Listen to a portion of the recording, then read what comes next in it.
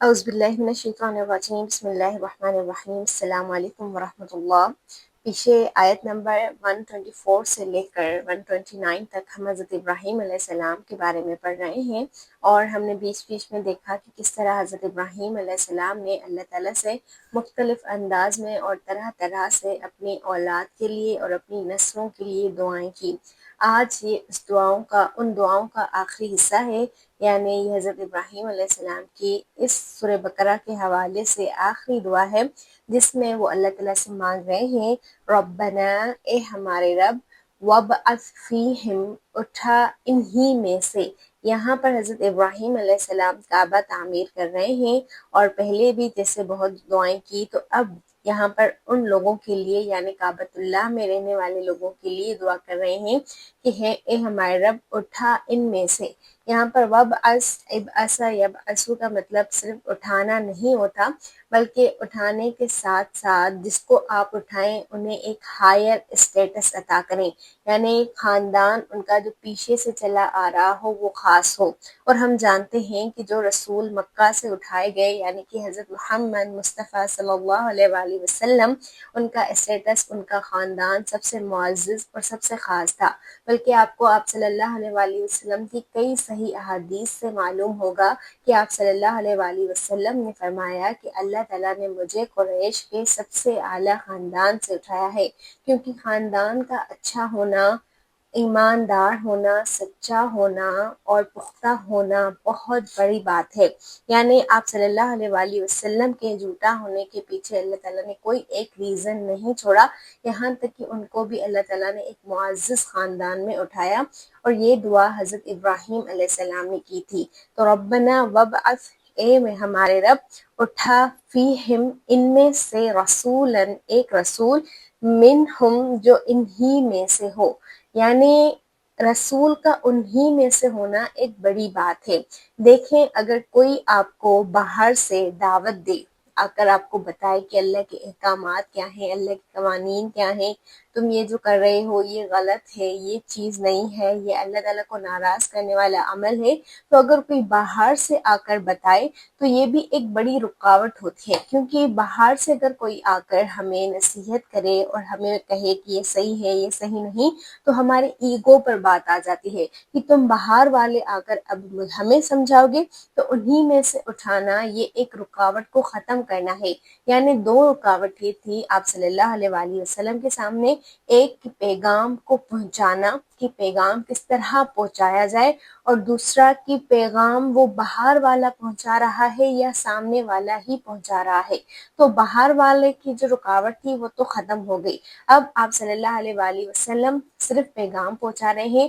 اب سنیں یا نہ سنیں یہ ان کی مرضی تھی۔ تو انہی لوگوں میں سے اٹھنا، اور انہی لوگوں میں سے ان کا یعنی بچپن سے آپ صلی اللہ علیہ وآلہ وسلم کو انہوں نے دیکھا تھا، 40 سال تک آپ صلی اللہ علیہ وآلہ وسلم انہی کے نظر میں رہے تھے، اور انہیں پتا تھا کہ یہ کس طرح کا شخص ہے، یعنی کہ آپ صلی اللہ علیہ وآلہ وسلم جیسے ہم جانتے ہیں کہ ان کو صادق اور امین کے القابات سے نوازا گیا، اور ان کی خصوصیت وہاں پر ہر ایک جانتا تھا، بچہ بچہ جانتا تھا کہ یہ شخص کتنا خاص ہے، کتنا انمول ہے، کتنا قیمتی ہے۔ تو یہ اصل میں حضرت ابراہیم علیہ السلام کی دعا تھی، جس میں انہوں نے نہ صرف رسول کے اٹھنے کا کہا بلکہ انہی میں سے یعنی عرب میں سے ہی آپ ایک رسول اٹھائیے گا، اور اس رسول کے اٹھانے کا مقصد کیا ہے؟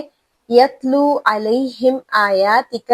کہ وہ ان پر آپ کی آیات پڑھے، یعنی کہ یہاں پر سکھانا نہیں بلکہ پڑھنا۔ یتلو، تلا یتلو کہا جاتا ہے تلاوت کرنے کو یا پیچھے پیچھے چلنے کو، یعنی کہ وہ آیات پڑھے اور وہ آیات ان کے ساتھ ساتھ چلیں، ان کے کانوں میں گریں، یعنی وہ آیات ان کے اندر اثر کریں۔ تو پہلا کام انبیاء کا جو ہوتا ہے وہ اللہ کی آیات سنانا ہوتا ہے۔ اگر آپ انبیاء کے مشن کو ساتھ لے کر چلنا چاہتے ہیں، اور آپ چاہتے ہیں کہ آپ وہ کام کریں جو انبیاء نے کیا، کیونکہ ہم جانتے ہیں کہ عالم انبیاء کے وارث ہوتے ہیں،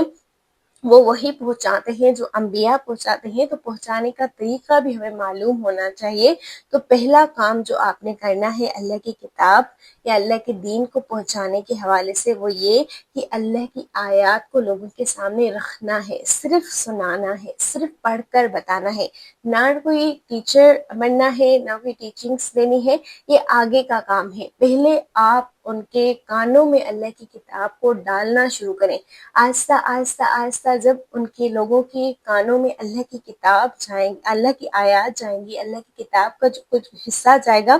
تو وہ حصہ ان پر اثر کرے گا، اور یوں وہ اللہ تعالیٰ کی آیات کو سیکھنے کے اور زیادہ قریب ہوتے آئیں گے۔ اور حضرت عمر رضی اللہ تعالیٰ عنہ کا بھی ایک پروجیکٹ تھا یہی، کہ وہ قرآن کے حلقے رکھا کرتے تھے۔ ہفتے میں ایک مرتبہ قرآن سب نے آ کر سن لینا ہے، جیسے کہ جمعہ کے خطبے میں بھی ہوتا ہے کہ قرآن کی تلاوت ہوتی ہے اور اس کو سمجھایا جاتا ہے۔ تو حضرت عمر رضی اللہ تعالیٰ عنہ نے بھی مختلف حلقے رکھے تھے کسی دن کے، وہاں پر صحابہ نے آ کر قرآن کو صرف سننا ہے، پڑھنا ہے، تلاوت کرنی ہے، ان کی ایک ساتھ ایک دوسرے کو بیٹھ کر سنانا ہے۔ تو یہ پہلا، یہ صرف یہ یوں سمجھے پہلا اسٹیپ ہے۔ اس کے بعد آگے آپ بہت سے کام کر سکتے ہیں۔ تو رسول کے آنے کا جو مقصد تھا حضرت ابراہیم علیہ السلام کی دعا کے مطابق، ان میں پہلا کام یہ تھا کہ وہ لوگوں کو آپ کی آیات پڑھ کر سنائیں۔ یہاں پر آیات کی کا ہے، یعنی آپ جو آیات انہیں بھیجیں گے وہ پڑھ کر سنائیں۔ اور دوسرا کام کیا ہے؟ وَيُعَلِّمُهُمُ الْكِتَابَ، انہیں کتاب سکھائے۔ یہاں پر پڑھانا تھا، یتلو پڑھانا، اور یہاں پر علم دینا ہے، علمہ سکھانا۔ اور یہاں پر آپ یہ جو شد ہے اگر اس کو نوٹ کریں تو عربی زبان میں علمہ یعلم تعلیماً کہا جاتا ہے، دھیرے دھیرے سکھانا۔ اگر خالی عالم ہوتا یا یعلم ہوتا تو اس کا مطلب ہوتا کہ بس ایک بار سکھا دیا اور بات ختم، بلکہ یہاں پر علمہ آیا ہے شد کے ساتھ، جس کا مطلب ہے کہ سکھانے میں وقت دے، سکھائے، یعنی کہ سکھانے میں آپ کو پتا ہے ایک ٹیچر کو ایک بات ایک بار نہیں کہنی ہوتی، بار بار ہی کہنی ہوتی ہے۔ تو وہ علمہم الکتاب، وہ کتاب کی انہیں تعلیم دے، انہیں سکھائے، وقت دے، اور ساتھ ہی ساتھ، اور یہاں پر کتاب سے مطلب صرف کتاب ہی نہیں ہے بلکہ لاز بھی ہیں، جو قانون اور قاعدے ہوتے ہیں عربی زبان میں انہیں بھی کتاب ہی کہا جاتا ہے۔ جیسے روزے کیسے رکھنے ہیں، جہاد کیسے کرنا ہے، اور وصیت کیسے کرنی ہے، وراثت کیسے کرنی ہے، یہ تمام لاز وہ انہیں سکھائے۔ اور والحکمت، حکمت سکھائے۔ خالی اگر ہمیں لاز پتہ ہوں اور ان کے پیچھے کی حکمتیں ہمیں پتہ نہ ہو تب بھی وہ ہمارے اندر اتنا اثر نہیں رکھتی۔ تو دوسرا کام جو انبیاء کا ہوتا ہے وہ لوگوں کو اللہ کی کتاب، اللہ کے احکامات، اللہ کی شریعت سکھانا، اور ساتھ ہی ساتھ ان کی حکمت سکھانا بھی ہوتا ہے کہ یہ شریعت اللہ نے کیوں دی ہے، یہ احکامات، یہ قاعدے، یہ قوانین اللہ نے کیوں رکھے ہیں۔ اور وَيُزَكِّيهِمْ، انہیں پاک کرے، یعنی جیسے جیسے لوگ رسول سے اللہ کی کتاب سنیں گے، پھر اس کو سیکھیں گے، شریعت کو سمجھیں گے، حکمت اس کے پیچھے کیا کیا حکمتیں ہیں، کیوں یہ احکامات دیے گئے ہیں، ان کو سیکھیں گے، ان پر عمل کریں گے، تو وَيُزَكِّيهِمْ، وہ پاک ہوتے جائیں گے، وہ پاک ہوں گے۔ تیسرا کام حضرت ابراہیم علیہ السلام کی دعا کے مطابق کہ وہ رسول انہی میں سے اٹھے، ایک تو انہیں آیات پڑھ کر سنائے، پھر دوسرا انہیں کتاب اور حکمت کی تعلیم دے، اور پھر انہیں پاک کرے۔ آگے حضرت ابراہیم علیہ السلام اللہ کو کہہ رہے ہیں انکا انت العزیز الحکیم، یقیناً آپ ہی عزیز ہیں، یعنی غلبہ آپ کا ہی ہے، پورا کا پورا جو اختیار ہے وہ آپ ہی کا ہے، یعنی میں دعا تو کر رہا ہوں، اس کو ماننا یا ماننا یہ آپ کے ہاتھ میں ہے۔ اور الحکیم، آپ ہی حکمت والے ہیں، آپ کو ہی صحیح معلوم ہے کہ رسول کب اٹھانا ہے، کیسے اٹھانا ہے، اور اس کو کون کون سا کام دینا ہے۔ تو انکا انت العزیز الحکیم، آپ ہی عزیز اور آپ ہی حکیم ہیں۔ آپ کو ایک بات جان کر حیرانی ہوگی کہ اس دعا کے بعد اللہ تعالیٰ نے حضرت ابراہیم علیہ السلام کو کوئی جواب نہیں دیا، جبکہ پیچھے ہم جو آیات پڑھ آئے ہیں جن میں دعائیں ہیں ان میں اللہ تعالیٰ نے حضرت ابراہیم علیہ السلام کو ان دعاؤں کا فوراً جواب دیا ہے۔ اس دعا کا اللہ تعالیٰ نے حضرت ابراہیم علیہ السلام کو کوئی جواب نہیں دیا۔ اس کا مطلب یہ ہے کہ یہ دعا حضرت ابراہیم علیہ السلام کی قبول کی گئی تھی، اور نہ ہی صرف قبول کی گئی تھی بلکہ خوبصورت طریقے سے قبول کی گئی تھی۔ وہ کیسے؟ تھوڑی توجہ آپ اگر یہاں دیں تو آپ کو پتا چلے گا کہ یہی آیت بالکل ایسی ہی آپ کو سورہ جمعہ اور سورہ آل عمران میں ملے گی، یعنی یہی آیت یہی الفاظ سورہ جمعہ اور سورہ آل عمران میں، لیکن وہ حضرت ابراہیم علیہ السلام کی دعا کے الفاظ نہیں ہوں گے، وہ اللہ تعالیٰ کے الفاظ ہوں گے جن میں اللہ لوگوں کو بتا رہے ہیں کہ میں نے تم ہی میں سے ایک رسول اٹھایا ہے، یا ہم نے تم ہی میں سے ایک رسول اٹھایا ہے جو تمہیں میری آیات پڑھ کر سناتا ہے۔ یعنی یہ تو حضرت ابراہیم علیہ السلام دعا کر رہے ہیں نا کہ آپ انہی میں سے ایک رسول اٹھائیں جو آپ کی آیات پڑھ کر سنائیں، جبکہ سورہ جمعہ اور سورہ آل عمران میں جب یہی آیت اللہ تعالیٰ نے کوٹ کی ہے، اللہ تعالیٰ نے بتائی ہے، تو حضرت ابراہیم علیہ السلام کی دعا نہیں ہے، بلکہ اللہ تعالیٰ کے اپنے الفاظ ہیں جو وہ لوگوں کو بتا رہے ہیں کہ میں نے تم ہی میں سے ایک رسول اٹھایا ہے۔ یعنی وہ حضرت ابراہیم علیہ السلام کی دعا کا جواب ہے کہ جب حضرت ابراہیم نے رسول اٹھانے کا کہا تھا تو اس کے 1500 سالوں بعد یا 2000 سالوں بعد جا کر مکہ میں آخری پیغمبر حضرت محمد صلی اللہ علیہ وآلہ وسلم کو اٹھایا گیا۔ بس آپ کو ایک ترتیب ادھر ادھر ملے گی، اور وہ یہ کہ سورہ جمعہ اور سورہ آل عمران میں یہاں پر یہ جو یزکیہم، انہیں پاک کریں، یہ جو لفظ ہے جو ہم نے تیسرے نمبر پر دیکھا وہ آپ کو دوسرے نمبر پر ملے گا، ٹھیک ہے، نوٹ کریں، یہ بہت اہم بات ہے۔ یہاں پر وَيُزَكِّيهِمْ آپ کو ملے گا دوسرے نمبر پہ، جبکہ وَيُعَلِّمُهُمُ الْكِتَابَ یہ آپ کو ملے گا تیسرے نمبر پہ، ٹھیک ہے۔ ان نمبرز کو آپ نوٹ کرتے جائیں، اور وہ کیونکہ حضرت ابراہیم علیہ السلام کے مطابق رسول پہلے آ کر انہیں اللہ کی کتاب پڑھ کر سنائیں گے، پھر انہیں اللہ